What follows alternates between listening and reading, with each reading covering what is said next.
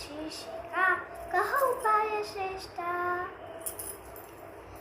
एकस्मिन् दिने अरण्यमार्गे शृगालः मार्जालः च मिलितवन्तौ। तौ तु सुहृदौ, अतः तौ कुशलसम्भाषणे मग्नौ जातौ। तदवसरे शृगालः उक्तवान्, एतस्मिन् प्रपञ्चे अहं यावतः उपायान् जानामि तावत्तु कोऽपि न जानाति। तच्छ्रुत्वा मार्जालः अवदत्, एवम् अहं तु एकमेव उपायं जानामि, कृपया मामपि उपायः पाठयतु इति।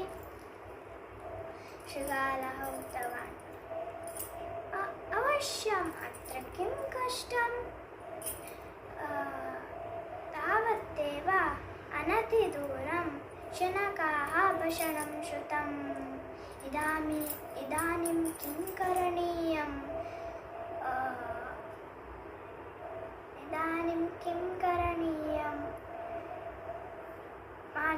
तदा मार्जालः उक्तवती, अहं तु वृक्षारोहणम्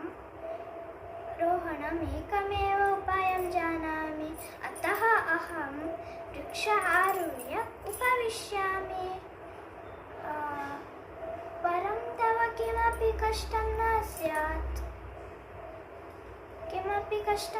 स्यात्। त्वं तु बहून् उपायं जानासि एव।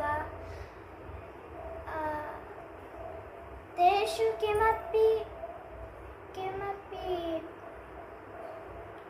किमपि उपाय आश्रय इति उक्त्वा शृगालः झटिति वृक्ष आरुह्य पर्णानां मध्ये आत्मानं गोपितवान्।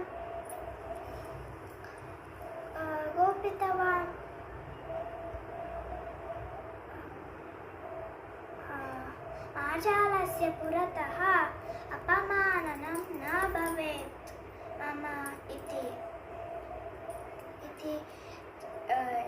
इति चिन्तयन् शृगालः चिन्तामग्नः अभवत्। तस्मिन् समये एव शुनकाः शृगालस्य समीपे आगतवन्तः। शृगालः अधुना एकमेव उपायः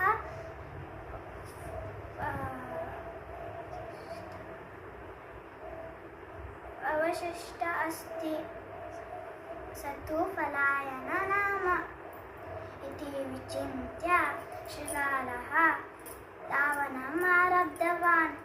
पतन् स्खलन् च महता कष्टेन धावितवान्। एतेन शृगालस्य शरीरे क्षताः अभवत्। एतेन रक्तशालः जातः। तद्दिने शृगालेन अवगतम्, अर्थहीनेभ्यः शतात् उपायेभ्यः प्राणरक्षानुपकारकः एकमेव उपायः वरम् इति।